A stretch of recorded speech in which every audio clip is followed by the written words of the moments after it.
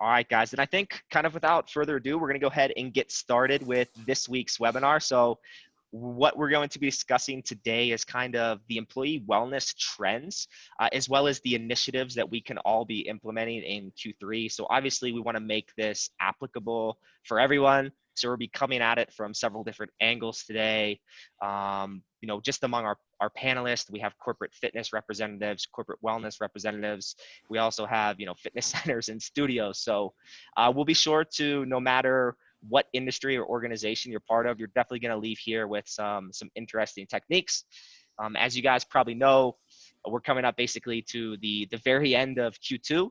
So it's important that we make sure to get these initiatives on our Q3 roadmaps. So first, to start off, I'd like each of the expert panelists to go ahead and do a short introduction. And if you guys were on the April 22nd webinar, the first corporate wellness webinar we've done at Virtuagym, you'll notice a few familiar faces with Mark and Matt. So Mark, if you wouldn't mind starting, and then we'll go Matt, Kaylin, and myself. Yeah, hey everybody, my name is Mark and I'm founder and managing director of Fit Vision. We provide corporate wellness programs both on site and online for companies across Ireland and the UK. And I'm Matt Parrott. I'm Vice President of Business Development for Corporate Fitness Works, and we do on-site and virtual engagement services for Fortune 500 companies all across the United States, and I live in Kansas City. Awesome. Now, my name is Kaylin Pino. I'm the head of USA here for Virtuagym. Today, what I'll be doing is I'll be manning the chats, so feel free and jump into the chats if you guys would like. If you're going to do that, go ahead and just change the settings in there to all panelists and attendees. All right, excellent. So lastly, I'm Derek. I'm the Director of Corporate Health and Wellness at Virtuagym. So what I do is I work directly with our partners, either in corporate fitness, corporate wellness, or even directly with the employers directly, just to make sure that we're able to implement some kind of robust wellness program that basically fits the need for each individual employer, similar to what Mark and Matt would be doing at their organizations, definitely on a different capacity though for each one of us. So to get started, we have just this quick summary of the agenda for today. So we're actually going to do a quick flashback to that webinar. So we're going to take advantage of having Matt and Mark back on another webinar. They were actually on. We're going to reference a few of the materials that we discussed on that first webinar on April 22nd. We're also going to quick update from both of them where Corporate Fitness Works as well as Fit Vision are now. So what are some things they're working on, some trends, some things that they're seeing in the markets. And then we'll go into the bulk of the webinar today where we want to talk about the trends as well as the initiatives that we should be doing in Q3 to make sure we're taking advantage of those trends. Whether those trends are in our favor or not, we have to make the most of those trends. And lastly, I just want to give you a quick update on Virtuagym. So it'll be related to a product release we're having here in the very near future. Lastly, we'll be having an open discussion with Mark and Matt. So I know, Kaylin, you'll be managing the chat correctly in the Q&A. So what he'll be able to do is he'll save any kind of questions. He'll bring them up in real time if they kind of fit into the flow of the webinar. And if not, as Kaylin mentioned, he'll also bring those up at the end for that open panel. So without further ado, I think we can go ahead and get started with the first slide. And for those who are on the April 22nd webinar, this slide should look very similar. The fortunate news about this is when we first discussed this, we were talking about the different stages of COVID and kind of how whenever it first happened, there was this stage of confusion. However, we were more so in this accept and adapt and preparing phase. So we may not have saw that there was an end to this. There was still a lot of unpredictability to it, but at least we were seeing some kind of signs, especially from European counterparts that were quote unquote, a few weeks into the future, giving us these good signals. So when we discussed it, we even kind of laid it out on a country graphic. So we'll see that Mark and those in Ireland were actually ahead of the game. They were also well into the preparing phase when we discussed, whereas the USA was a bit lagging. So we were in kind of this accept and adapt phase. I think depending on the state as well, we could have been in various different aspects. But I think kind of the cool thing to reflect on this and come back to is definitely if we look where we're at now.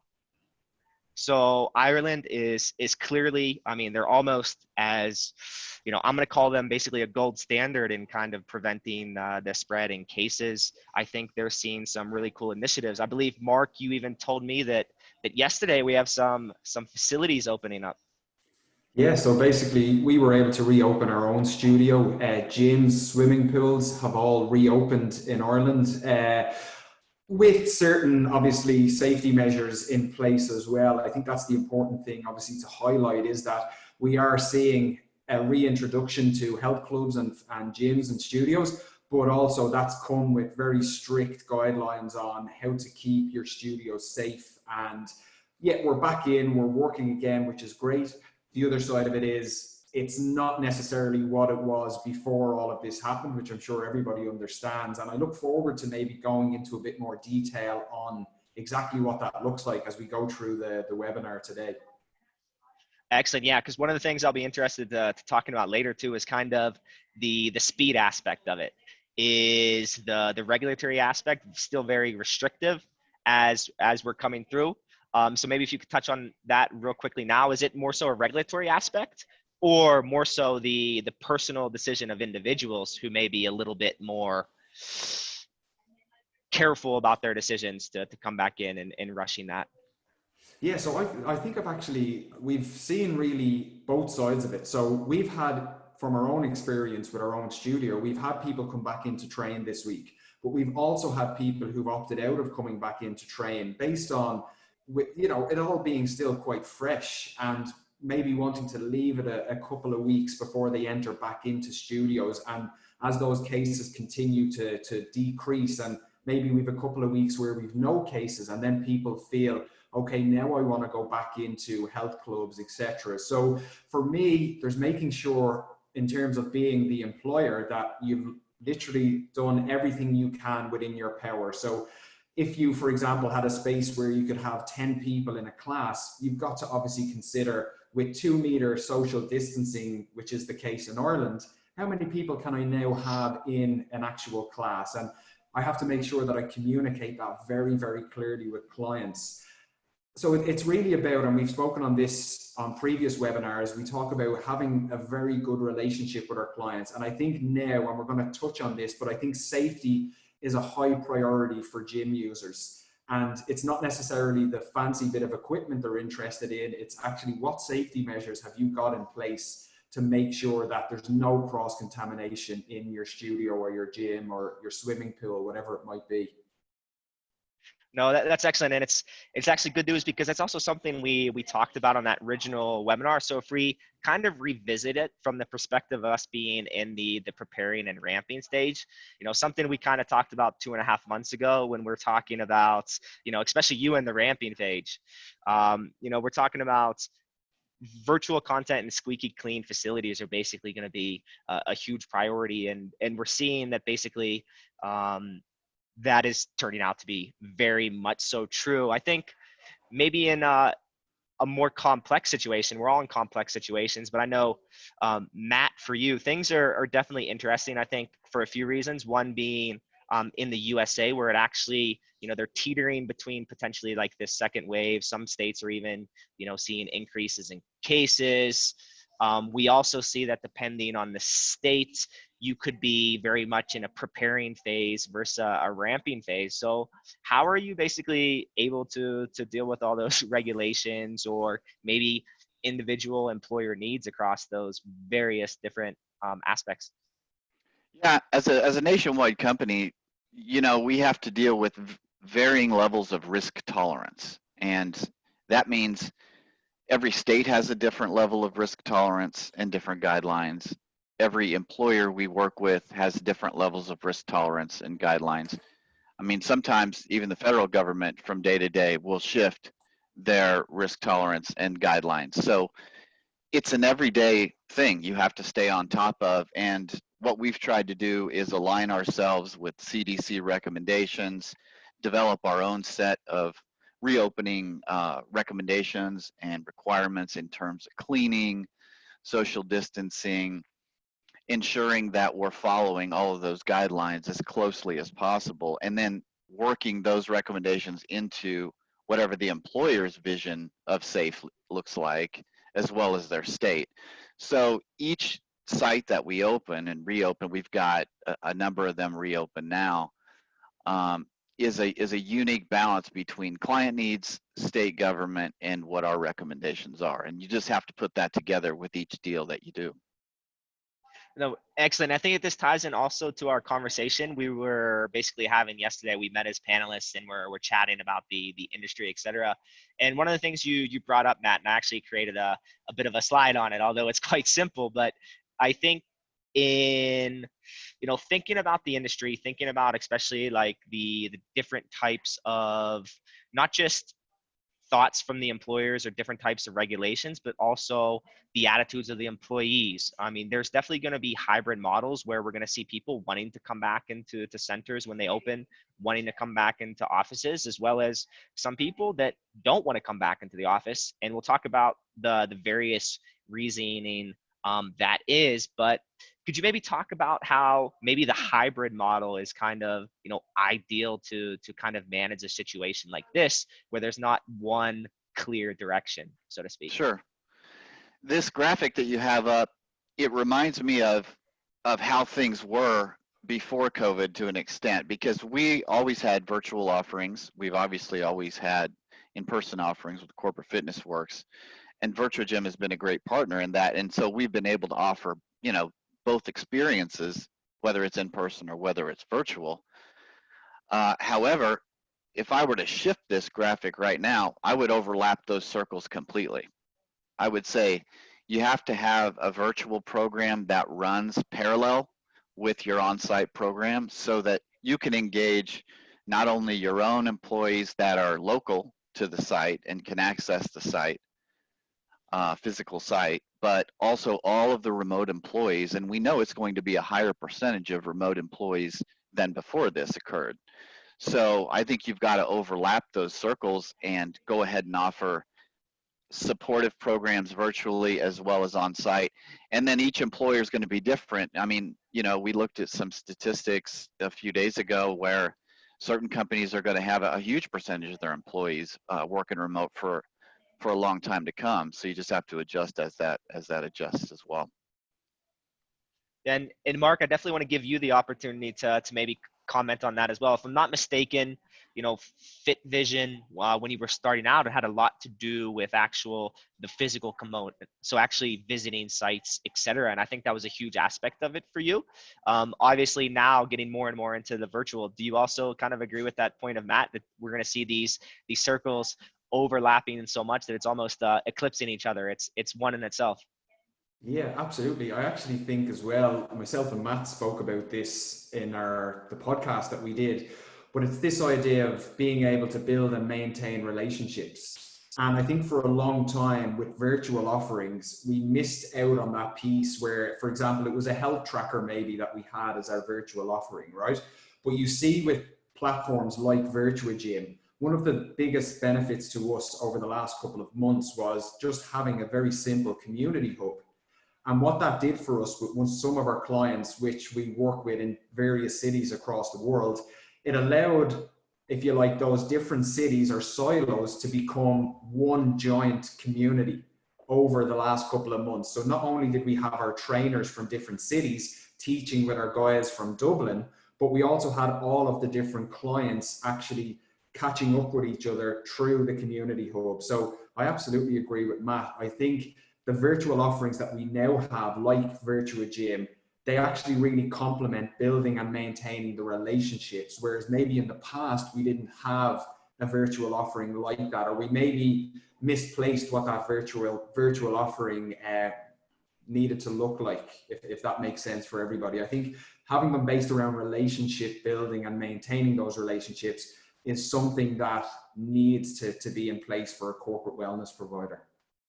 No, excellent. And one thing I want to make sure to stop and do here is, Kaylin, if you wouldn't mind, and just so the attendees know, we actually, both Fit Vision and Corporate Fitness Works, as well as, Mark and Matt specifically, have been busy also doing other webinars and podcasts, really kind of leading the industry and some thoughts in the space of reopening, et cetera. So Kaylin, I think we got a couple links to some CFW Fit Vision webinars, as well as a podcast that maybe we could share in the chat now. So I definitely recommend each and every one of you to check those out. And, kind of segueing into the next slide, we see that another kind of intrinsic aspect of this hybrid model has to do a lot with the needs of the employees, right? We're basically building a program that's going to be a solution for the employees. And one thing we talked about yesterday too as a group is we were talking about how needs have basically changed over the past few weeks and months. And I know, Matt, you kind of brought up this idea of, kind of Maslow's hierarchy when we were talking about the different needs. So I was hoping you could maybe kind of explain your point of view on Maslow's hierarchy of needs, and basically, more specifically, how needs have changed over the past few weeks and months. Sure. Yeah, you can tell that my time as a professor is coming through here a little bit to talk about this kind of theoretical model. But, when I think about what has happened to the corporate worker over the past 3, 4, 5 months, most corporate workers were likely in a secure spot in January, thinking about self-actualization, self-esteem, really at the top of this pyramid, because they had a good job, their family and security was in place, most likely. And then obviously there are exceptions. I mean, I'm speaking in generalities, but, over that period of time, for the bulk of the population, especially, in countries like ours that are more affected by the virus, people's needs have changed. They have now stopped worrying so much about self-actualization and self-esteem, and they're now worrying about, is my job safe? Is that my family's health safe? Where is my income going to come from if my job and my 401k are impacted, and all kinds of things that they weren't thinking about in January. So, when you put that in the context of corporate wellness, I really think it's important to reframe what you're actually looking at in terms of measurables, because it's not about anyone's 5K time right now.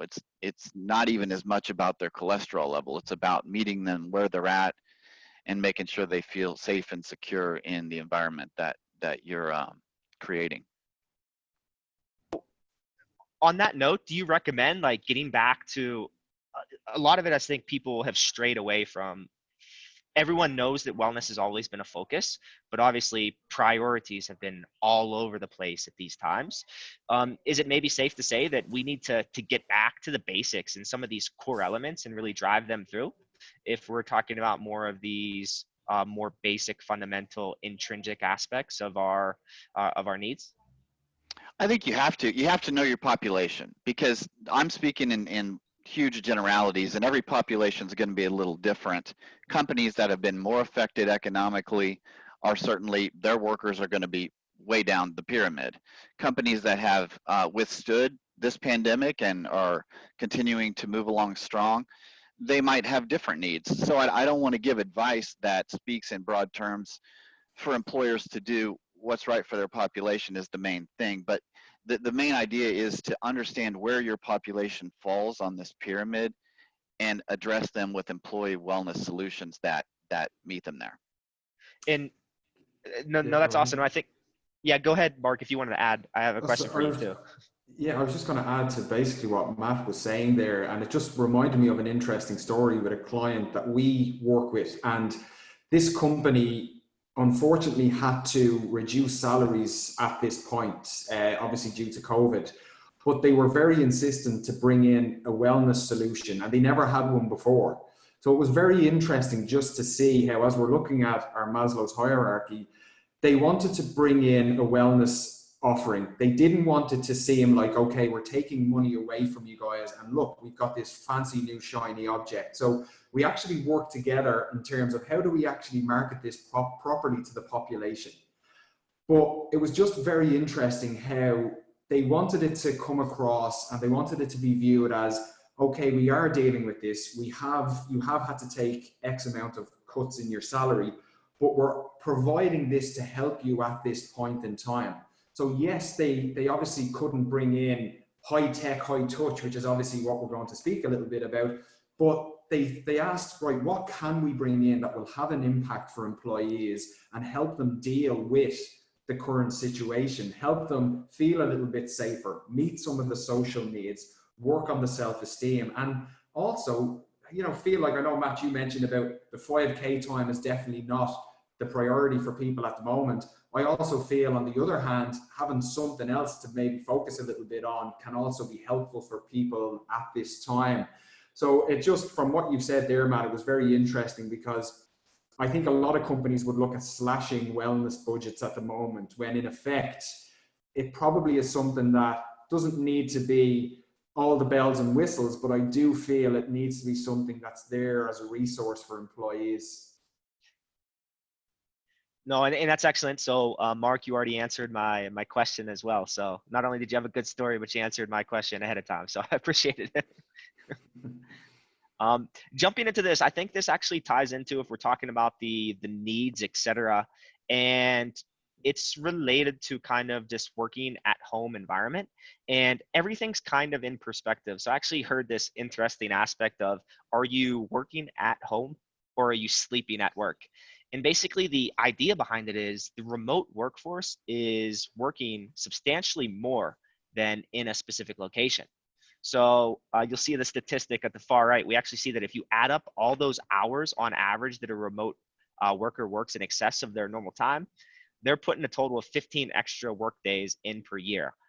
Obviously, that comes with some kind of impact. So 29% of the workforce is going to be struggling with that work-life balance. And I think even more of a potential issue here is that 31% here you see by Business News Daily basically saying they've even had to take mental health days just because they're unable to disconnect from these programs. So I think that also ties back into kind of, you know, the needs. Maybe people are working more because they feel the need to overperform, because they're stressed out about job security, etc. So I think, you know, stress management and mental health is kind of a huge aspect, and definitely something kind of on the top of everyone's mind. I'm worried, or curious to know if this would be both of you, if you guys are doing any kind of initiatives to kind of bring the stress management and mental health into your wellness strategies. Sure. You know, we have a variety of different solutions that would allow workers to virtually connect with one of our fitness professionals, an actual human, as Mark alluded to. And it's, you know, it's not an algorithm, and it's not very, very high tech in a lot of cases, but it's a relationship with a person who is skilled in the ability to help you understand how to manage your stress, whether that's through a meditation class, or whether that's through, you know, an education on stress management, a webinar. Those kinds of things can be really helpful. And also the social connection piece. That's one thing that sometimes gets lost in the virtual world, especially, is, you know, being able to connect with your coworkers on a Zoom call while you're all engaging in a stress management type of class. That can be really powerful to go through those types of things together. So those are just some examples of some of the things we've been doing. I would agree with that as well, Matt. I think when it comes to having that human touch on this subject specifically, it's so important. And even just having an option, we do it here as well with clients, where they can just log on for 15 minutes at the moment and have a conversation with a coach. And it's all with the whole human approach. It's a coaching approach as well. So it's not this idea of, listen, log on and I'm going to tell you what you need to do, but actually log on and let's have a conversation. Let's look at, okay, is it physical? Is it mental? Is it emotional? Is it spiritual? What aspect of your well-being is suffering at the moment? And I think that's very important. It's this idea of, you've got, if you like, your Y and your X axis, you've got your knowledge and your practice. For some people, they have it all. They have the knowledge and they need help with the practical application. But for others, they may be doing stuff that is stressing them out even more. They might be overtraining. They might have poor nutrition and they don't realize it. So they need to increase the knowledge piece. So I think that's where that coaching relationship helps. You create a toolbox for clients where they can then battle against daily stressors, adversity, challenges. And as much as I love the virtual options, I think there's some things that face-to-face human contact is needed for. And I think that aspect of it is certainly one. Okay. No, excellent. I'm thinking this is tying in a few points together. I'm thinking about some both topics you guys discussed about. Obviously, you guys are a provider. You work directly with the employers. There are some employees that are basically unable to, or at least at this moment, they're not working with some kind of provider that essentially helps them build this basically perfect personalized wellness program for their specific instance. So you're talking about knowing the needs of your employees, knowing the exact, frustration points of difficult things that they're experiencing on a daily basis. How would you recommend someone who maybe is not working with some kind of provider at the moment? Maybe they're just doing it. They're a small, medium-sized business.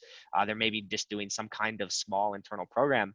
How do you recommend they kind of get that feedback, or they kind of promote that so that they're able to understand what those pain points are, so that then they can eventually tackle them? Well, I think you have to recognize that, as if you're a mid-size or smaller employer and you're not used to dealing with companies like Marks or companies like Corporate Fitness Works, that it doesn't have to be cost prohibitive. It's totally scalable to your population, especially in a virtual sense, because we can provide those services based on employee counts, and it doesn't have to be the type of thing where it becomes a huge budget line item. But if somebody's, even it doesn't work for a company, I mean, we're going to be launching in coming months, a direct to employee solution that allows them, if their employer doesn't provide something for them, they can access it themselves.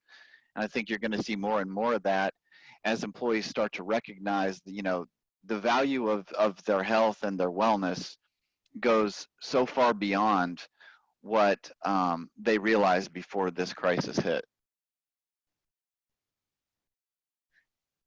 Mark, I'm not sure if it looked like you wanted to talk a little bit ago. I'm not sure if you wanted to jump on with a comment there as well. No, I think as well, just to speak to the question that you've asked, for companies internally that maybe don't have a provider at the moment, and even if they're just looking to try and create, we always talk about creating a culture where wellness is valued, right? I think a good strategy sometimes, and this can be for fellow providers who are on the call, is to actually, first of all, you mentioned it yourself there, find out the needs of the organization. So it might look like something as simple as a company-wide survey on the different areas of well-being. But then you'll always find people in the office who are more than happy to step forward and be your wellness champions, if you like, and galvanize everybody else. I think for a small company, that can be very powerful. And before you even launch a wellness solution, you can actually find out from your wellness champions and your company-wide engagement surveys what exactly people want here. What are they struggling with? So is it sleep? Is it exercise? Is it nutrition? So then rather than putting on a kind of one-size-fits-all program, you have a specifically tailored option. But you can get that information even before you go to a provider. And then at least you're going to the provider with that information of, this is what we're looking for. How can you help us? It's cost effective for them as well then, because they don't have to get all the bells and whistles. And that can sometimes be step one of this whole process. That's good stuff. And I think, I'm just thinking, I keep having questions that come up. I know we have a lot more material to go through. So I think, I'll continue to move forward through the webinar we have scheduled today. But, as a reminder, I think I saw Caitlin made a chat about, if you have questions, go ahead and put them in the chat in the Q&A. Myself, I already came up with a ton of questions. I'm sure we have people in the attendee, the audience, who have some as well. So feel free to drop those in, and we'll be sure to bring them up to Matt and Mark. So another aspect of this, when we talk about, the sleeping at work, there is obviously the working at home component. And if we think about this, we see some moves, some pretty substantially sized and recognizable companies where they're actually allowing employees to kind of work permanently remotely. Now, this isn't kind of the office culture, so to speak, meaning that they are going to plan on having people coming back into the office. However, for those who, for some reason, would not want to come back into the office, they're already making news on this front. So, I'm just trying to think myself, or what are some reasons that people may not be coming back into the office? It could be that one, they could be scared, or not necessarily scared, but they don't see the risk in potentially coming back into the office if there's no kind of urgent impact to it. Another aspect I can see, and I think it happens from, speaking with friends and family, the convenience of it, aspect of it. Sometimes people just, hey, if I don't have to commute to work, awesome.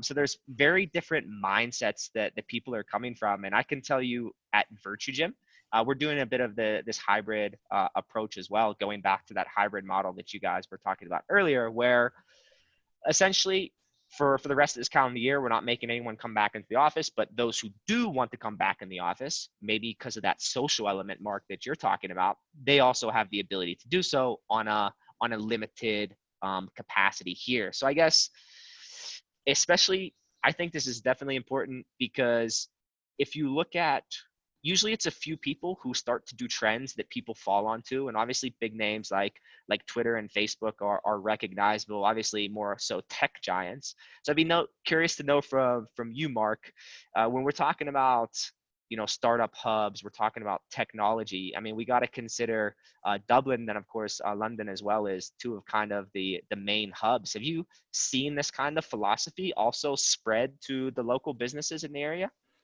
Yeah, initially it's a scary thought, isn't it, that all of the major tech players that are all located in Dublin are now going to be sending people home. I think the other side of it is a lot of people come to Dublin to work in the EMEA HQ of these companies. So they're not necessarily, from Ireland, they're not from Dublin, they're coming from all across the world. So I've obviously reached out to some of the executives that I would work one-to-one with to get their insight, and they've been nice. They've told me some of the internal survey results that they're getting.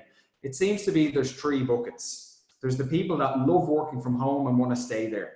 There's the people that totally miss the social interaction in the office and can't wait to get back.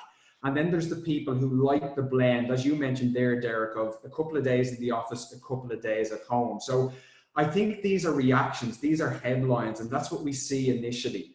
But from my insight, I imagine as we move into, for tech companies, I think they will see out the rest of this year having a lot of people working from home. I think, they all follow suit. But I think next year, as we get back into somewhat normality, it's going to be a blend of people spending a couple of days in the office, a couple of days at home, because you have to find a nice balance for people there.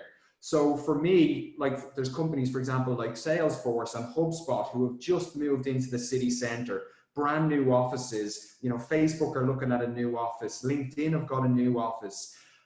You've got to think about it. People are relocating to come to Dublin for the experience as well. They want to work for a great company. They want to experience a great city.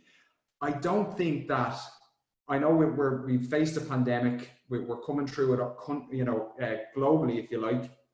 But I also feel that, the culture of companies is created in and around the office. A lot of the companies that are thriving at the moment, it's built on strong culture. And I don't think, like, for a new hire coming into Facebook or Twitter or LinkedIn, it's going to be very hard for them to become accustomed to that good quality culture internally if they are remote working. So I do feel there's going to have to be a nice blend. But for me, and I'm sure Matt's the same, that we will be seeing a return to work in the new year for a lot of these companies, but just with regulations that keep everybody safe as well.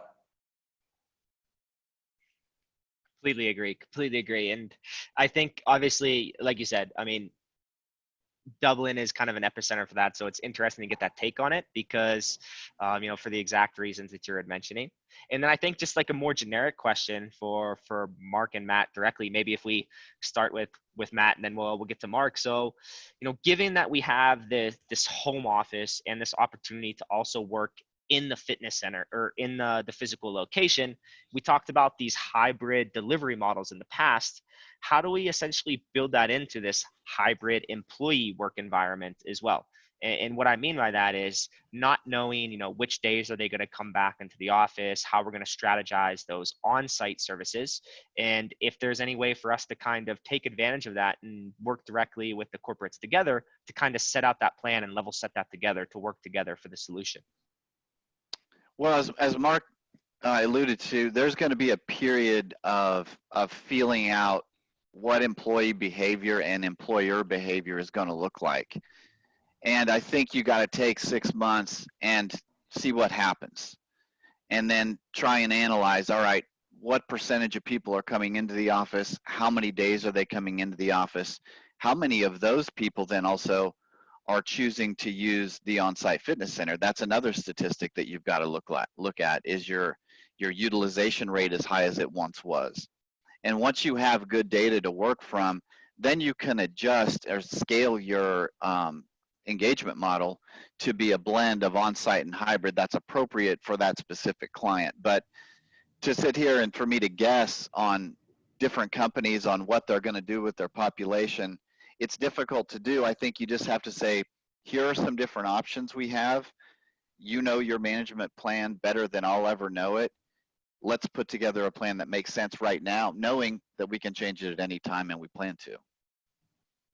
Yeah, I would agree with exactly what Matt is saying there, because like an example for us, we're in talks at the moment with one of the companies they have a capacity of 1,100 on site, but at the moment they're taking 100 in and they're kind of rotating shifts. And what they want to start looking at now is they've got a big wellness studio. They want to, in the coming weeks, look at providing the classes again in a safe environment.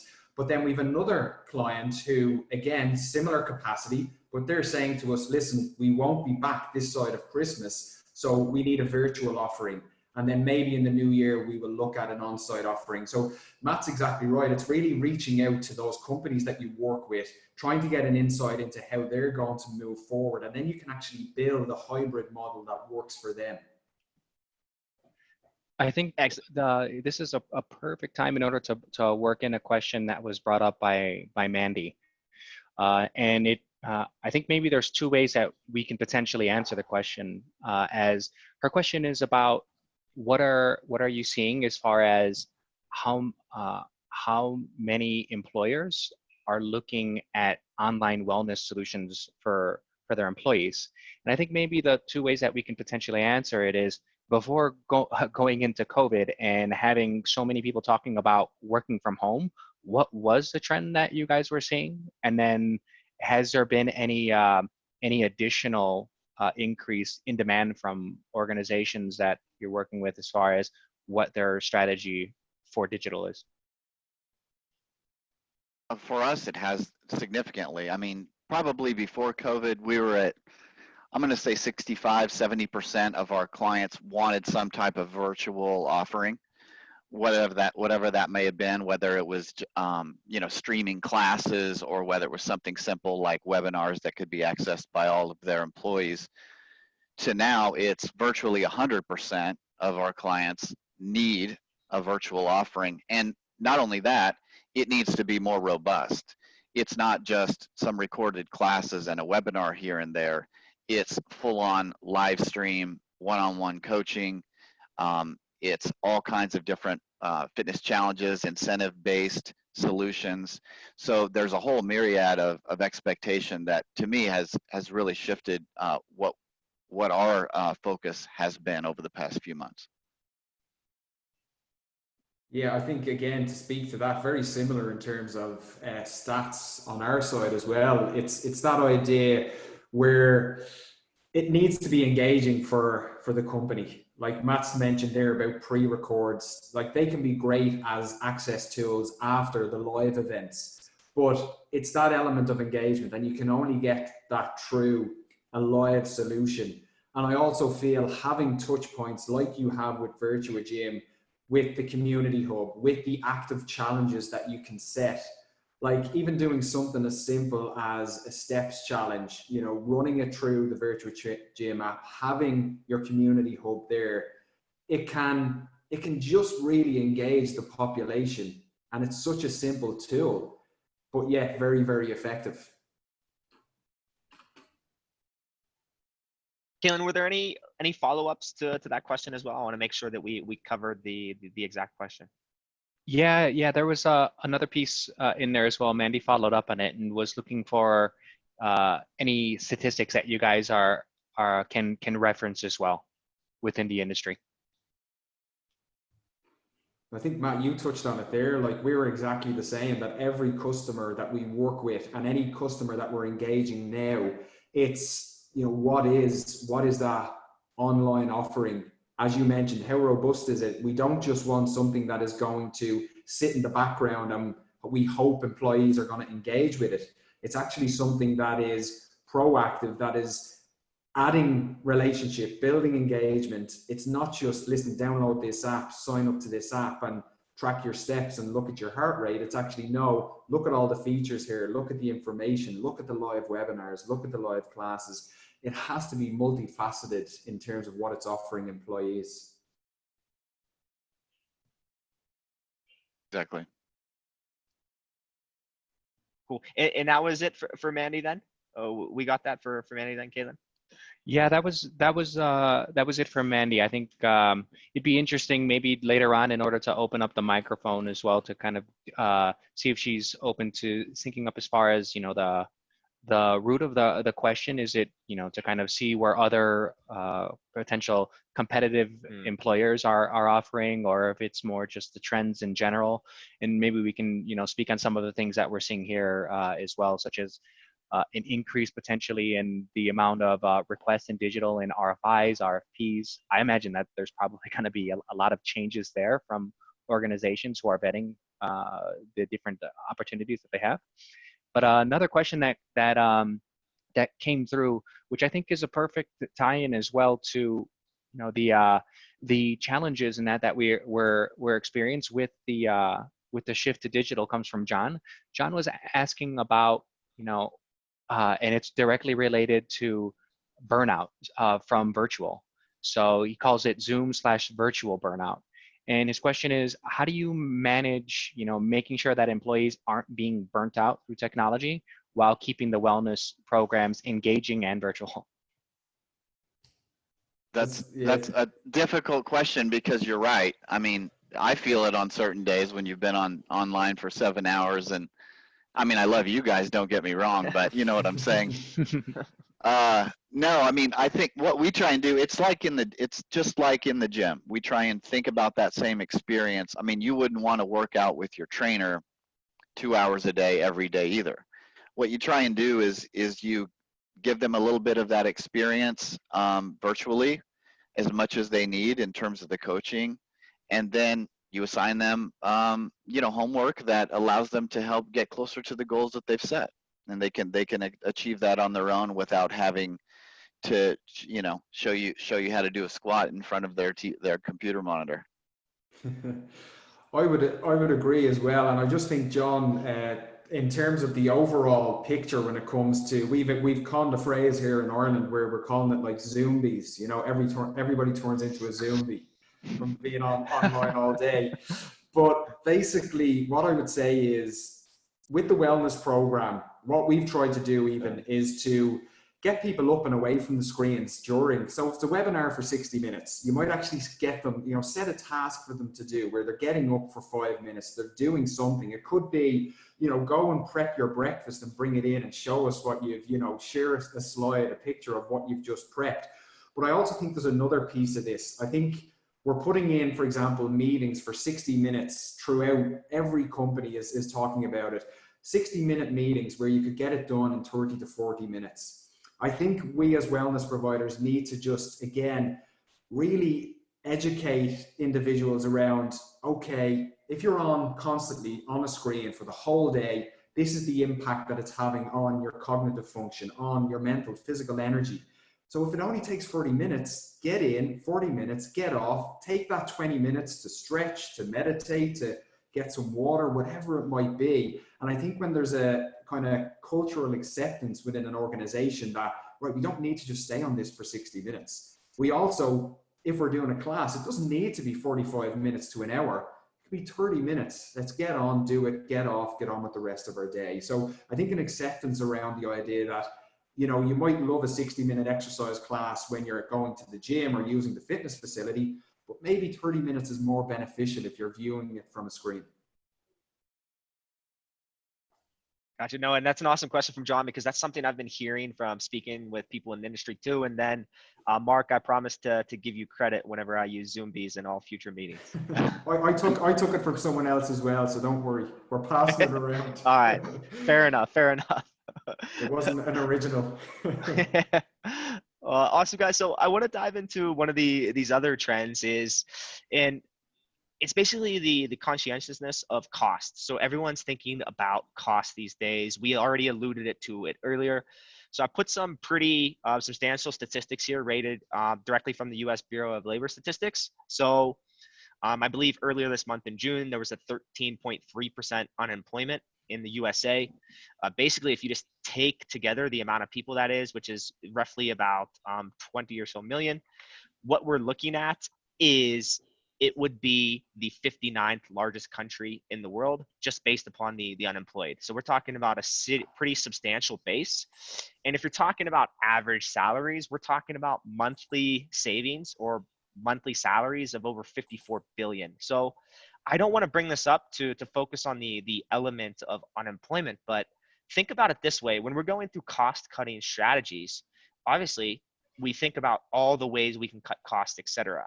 A lot of employers actually look at the employee cutting at a very extreme, meaning they look at all the other different costs they're able to do before it. So the fact that this unemployment is so high, et cetera, should also be some kind of indication to us that several other budgets are significantly impacted by this as well. So I think that comes back to Mark and Matt, where you were talking about, what is the budget available for individuals to actually go after wellness, and talking about how there's also very cheap options where you're able to satisfy this. So there's not any kind of monumental budget that they would necessarily need to use to take care of this initiative. So I know that you guys are both focusing on a pretty robust digital strategy. So how important is it to keep the cost low for employers? So maybe Mark, we can start with you. So how are we able to basically deliver this? And obviously each employer is a bit different, but I imagine virtual is a nice way to actually keep costs low as well, being able to use those virtual aspect and actually giving it to a larger audience. Yeah, absolutely. I think we live in a very lucky time where obviously you can be doing a class from Dublin, for example, or as we are doing here. We've got Matt in the States, Derek, you're in Colombia, Kaylin, you're in the States as well, are you? Yeah. Or he's in Colombia as well. You're in Colombia as well. So I think it's very effective for companies to offer a global wellness program and have it run from one provider now. And I think they're all seeing that. We certainly see that trend. So we would, for example, still have our platform Virtuagym in our biggest clients. But how have we expanded the offering now? Well, we've been able to do live Zoom classes for all of their different demographics. So we have got, for example, we had at the start people from the States tuning into our Dublin classes that we run for one of our companies here. And now what we found based on the demand is that we now have trainers logging on at 4 saying good morning to people in the States, because we've now put a schedule in place for the guys in America based on them joining some of our classes here and thinking, you know what, let's get this going globally. So I think that's one very effective way that companies can cut costs, but actually still keep that culture of wellness and actually grow that interaction, is by using some of the fantastic platforms that we have at our disposal now at the moment. And Mark, a follow up on that. I had planned to talk about this in a slide a bit later, but we're on the topic, so let's discuss it. I think we also see one of these trends is basically transforming into one global office. So even if your company's a multinational, what you're able to see is it's actually a pretty optimal time to create this culture of kind of one office, as well as having that social element to it, even within Virtuagym. So we have an office in the Americas as well as in Europe. And ever since, a couple months ago doing the Zoom meetings, it's bringing this whole new level social aspect to the interaction with colleagues. It used to just be, an email address, but now it's someone that I'm actually, having social relationships with that, grabbing maybe a coffee in the morning, at least for in the Medellin office, they may be on their afternoon coffee in Europe, or maybe on even a Friday beer to cap off the week. but it's really an exciting opportunity to actually even bring together this social element and maybe even use this as a time to build this culture, I would say as well. Yeah, and I think if we were to look back on the hierarchy of needs that Matt brought in today, obviously you look at the social aspect of that. Like, we are naturally social creatures. So if there's an opportunity to connect with somebody from a different region, you know, if we can do that through the means of wellness, that is a powerful message to send out in an organization. That not only do we value you guys in terms of your health and your well-being, but actually we're going to connect you with the guys in X city, you know, X country, because we want you to interact with them. We want you to get to know, because who's to say that, you know, an issue that maybe arises in Dublin, there may not be the exact same issue in the Madrid office, and the guy from Madrid can get on the phone to the guy from Dublin then and say, listen, I'm dealing with this. I see you've had a... So all of a sudden, you start to create bridges throughout your organization. And I think that's only going to lead for companies to more productivity, to more, you know, increasing the culture. And if it's done through wellness, for me, that's a powerful message for a company to send out. Yeah, I completely agree on that global element as well. It's just, you know, beneficial from so many different angles. And, you know, if we go back to that original topic of kind of like that cost element to implementing the wellness program, Matt, I know you had some pretty interesting philosophy that you were developing kind of internally, where you're basically talking about this concept of tech first touch. And I believe the concept of it is going back to the fact that there's some kind of wellness program for every organization. Would you be able to potentially elaborate on this a bit? Sure. There is, Derek. I think that there's a wellness program that fits any organization's budget and population and sort of tech tolerance, if you will, because, you know, certain companies are going to be a little bit more tech savvy than others. So you have to weigh all of that. But this graphic is about understanding the potential impact of any wellness program that combines human interaction with technology. And I think if you look at the very top right hand, you see that big blue circle. That represents a huge impact because it's a company that can afford a high level of technology and a high level of human interaction for their wellness program. So those are going to be your Fortune 100 companies that provide these incredible benefits and can afford that type of service to create that level of impact. I mean, you're talking usually about tens of thousands of employees for something like that. But that doesn't mean that a smaller company, you know, with several hundred employees couldn't use a lower tech solution with a high degree of human interaction and receive a very high level of impact at a much lower price point. So I think the key there is keeping the human interaction high and then adjusting the level of technology based on your budget and your tech tolerance of your population. Because if you have very high tech and very low human interaction, it may not be the best bang for your buck. You really need that human interaction to drive home the philosophies that the technology allows you to create. And Mark, I see some head nodding. It sounds like you also would agree with that. Do you have any comments you'd like to add on that? No, I think Matt has literally hit the nail on the head. It is, you gotta remember that human interaction. It's so important. And I'm just trying to think the kind of the resources available to every organization.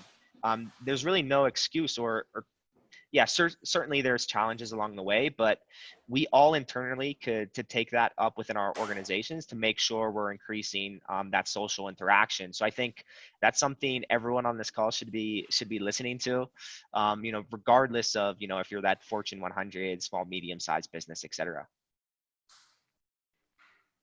That's good. I know just so you guys know, we're probably going to run to about 10 after, based upon the time we're at. So I just wanted to give all the attendees a heads up, especially if maybe they had a burning question they wanted to put into the chat or in the Q&A. But I think the kind of the last trend I wanted to talk about is also what I'm calling a bit of a retention challenge as well. So one of the trends I'm seeing is, you know, outside of kind of the you know, maybe downsizing the workforce, another very real problem that corporates are going to be having is the ability to, since so many of these jobs are going remote, they're competing with companies that they've never had to compete with ever before. So an example I want to use here, I think, Matt, you're in Kansas City, correct? Mm-hmm. Yep. So you're in Kansas City. You could work for one of these tech startups in Dublin, Ireland, if you'd like. So you're really broadening the scope in which the corporates are essentially competing with. And because of this, you may have the risk of employees who maybe want to, maybe they want to find a job remotely. Maybe that company is in Silicon Valley or in San Francisco or some of these high salary, markets. It could be appeasing for someone, especially if they're trying to satisfy some of these basic needs. They're like, okay, we're in a global pandemic. I might need to save up money. I need to secure my family and stuff, etc. So I would, a question for you guys, and I think I already kind of know the direction of where you would go with this response, but it'd be good for the attendees is, for the employers that you're working with directly, how much are they actually promoting wellness as actually basically a benefit, as a way to help retain employees as well, showing that they're invested in it? And maybe Mark, we'll give a start with you, and then we'll go on to you, Matt. Yeah, I think it's a massive benefit in today's working world to have wellness as something that's at the forefront of your company culture. I think if we look at especially millennials and Gen Z, like, they expect a different quality of life now. Gym has become part and parcel, exercise and nutrition. It's really part and parcel of their life.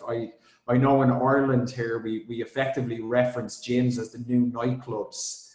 I know all across the world, the Irish are certainly known for their drinking, but our next generation is actually, what the stats are showing us is they're not as interested in the pubs, the alcohol, they're not following the same suit as their mother and father. It's different for them. Gym, and that needs to be represented in the companies that they work for. So as they move into the working world with, as you mentioned, all of these different tech startups that are located here, it's actually expected now. So from an on-site perspective, they expect a gym on site. If you don't have a gym on site, like every new build now across Dublin City is leaving space to put in gym, shower facilities, meditation rooms, because this is what the millennials and the Gen Z, and absolutely, even the generations above those guys, they all expect it now. And then what does that mean in terms of the online aspect? Well, yeah, they don't want to have to go between 5 or 6 different apps. They want their employer to actually provide a wellness app which encompasses all of the different things: workout options, meditation options when I'm traveling, a way to log my food if I'm in a different city or whatever it might be. And luckily for your side, Derek, Virtuagym obviously provides all of those aspects, so it can be very useful. So that would be definitely what I'm seeing. It is 100% a needed benefit for companies now to compete for talent. Matt, you have an expansion on that? Well, it's exacerbated by the point that you brought up earlier, Derek. The employee pool is huge right now because of all the unemployment that occurred. So if you think about it in terms of economics, the level of talent that's on the street right now is incredibly high. So you've got to make sure that you remember that, and the demand for that talent, once this begins to come to an end, is going to reach a level that all those really good employees are going to get snapped up, and they're going to have their choice of which place do I want to go, and then which place do I want to stay. And Mark said it exactly right. These days, within a certain range, balance, like work-life balance and culture, weigh much more heavy for the average worker than money. And those great jobs are obviously the ones that can provide both. But if they have their choice over making a little bit more money or having excellent work-life balance with a great culture, I think they're going to choose the balance and the culture most of the time. And I think employee wellness is a huge piece of that. So if the employer can try to keep that dial, if you think about it like a dial, not a switch, you're never going to want to turn off the switch of employee wellness completely. Maybe you turn it down if revenues aren't as high for a little bit, and then you turn it back up when revenues come back. But if you can't ever flip that switch off completely, or your employee culture is going to change dramatically.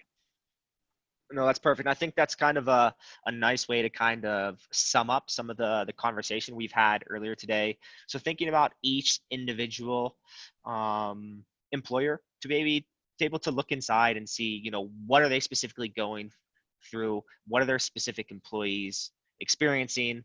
You know, what is their budget to be able to invest in this solution for some kind of employee wellness solution? And at the end of the day, everyone's going to be able to come up with a solution for any kind of budget that will be able to tackle that, whether they have to lean more towards that social element, or they could even go potentially combine that with a bit of a technological component as well.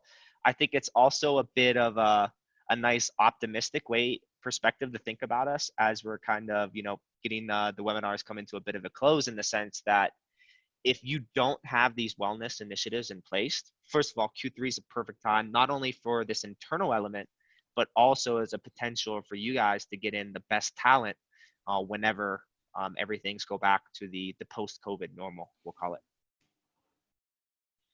So last item here before we jump into the Q&A, just wanted to let everyone know that we actually developed recently a new product offering at Virtuagym. And really the reason why we came up with it is we as an organization, before even the pandemic happened, we were really investing internally into mindfulness and meditation. So we'd actually have people come on site strictly for an employee wellness program, for massages, for different kind of mindfulness activities, etc. So it actually even inspired us to bring in another component to our solution. So you guys will see here coming shortly, we actually have a product called Mind Vibe coming out. It'll be including, you know, workout videos in the yoga space, as well as some audio and meditation. So just something for you guys to know, we're moving more and more holistic, because Mark and Matt, as you're saying, some of the trends that we're talking about, people working more hours, stressed out, this could definitely help organizations as well. But to finish off, I did want to open it up for at least a few minutes so we could ask some Q&As to the expert. So there's a few ways we can go here. So Kaylin, I'd actually ask you for a recommendation based off of the Q&A. I think you also said it may be a good opportunity to bring in Mandy if she was interested in speaking as well. Yeah, that would be great. So what we have one question that came through. So on the Q&A side, additionally, while we answer that one, Mandy, if you're open to, I'll go ahead and unmute you, so that this way you have the ability, in order to kind of refine the question. This way we can make sure to address it completely. But a question came through as well from Felicia, and Felicia mentions in here that one of the facilities where she teaches has reopened, and in the process of reopening, it sounds like they're doing a hybrid, where some people participate live in the class because it's big enough to where there's enough distance, and then another portion of the participants are joining virtually and online. And it seems like she's struggling a little bit with how to engage that portion of the population who are digital.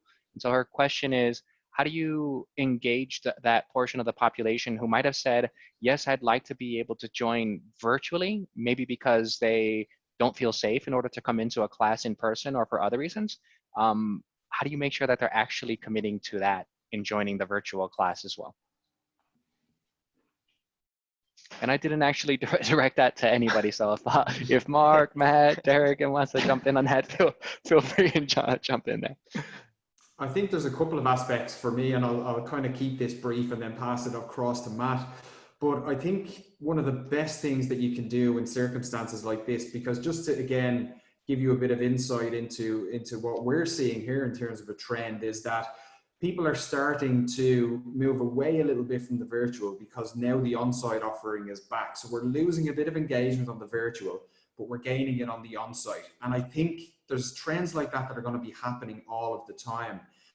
What I would say is try, Felicia, if you can, to reach out to your audience. So reach out to the company that you're working with, reach out to the employees and try and find out, you know, the real reasons why, for example, people may not be attending on site. It may just be that they're a little bit apprehensive at the moment.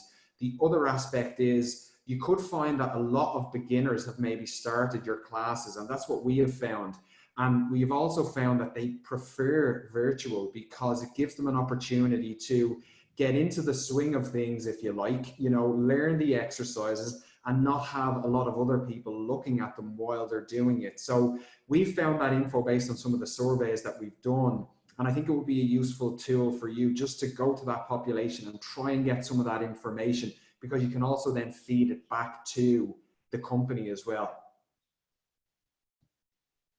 Yeah, and you said it right, Mark. The follow-up is key.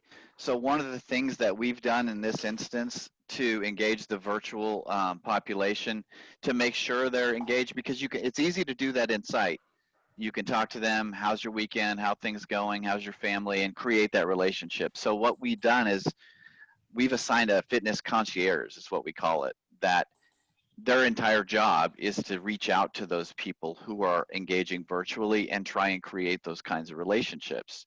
Because we've said it on the last webinar, we said it on this one, Mark and I talked about it. Without those relationships, it's so difficult to just have that relationship with a screen and not a person. So you've got to have a person reach out, and that's what we do. I'm just conscious as well, guys. I think I removed Ali's question by mistake. And I think it's a really good one. That's why it says, how do you measure ROI for your clients in an entirely virtual program? And I would just say very briefly, for me, Ali, it's engagement. Matt, you spoke about it before, value of investment versus return on investment. I think companies need to be looking at the value of the investment. And if you've got tons of people engaging in an online class, you know, that's something that's strong when you present that back to a company, especially at a time like this. Sorry, Matt, I don't know if you want to answer that one as well. I removed it by mistake, I think. Sorry, Ali. Hopefully you're still with us. No, it's touch points. I mean, you have to have virtual touch points just like you have on-site touch points.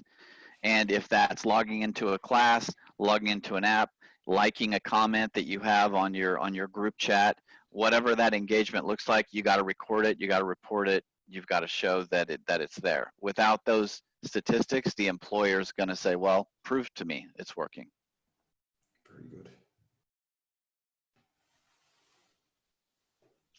And so Kaylin, do we have any other questions come in, or did we maybe see if Mandy was able to jump in?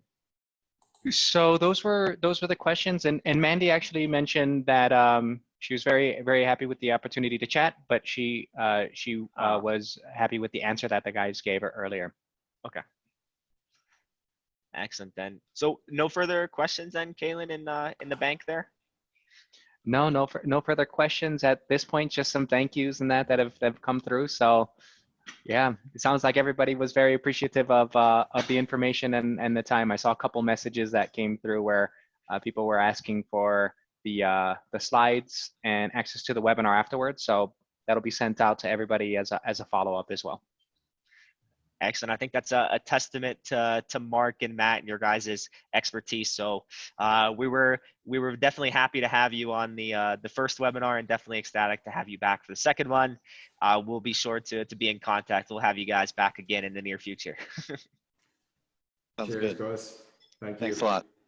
All right. Thank Thanks, you, everyone. guys. Take care.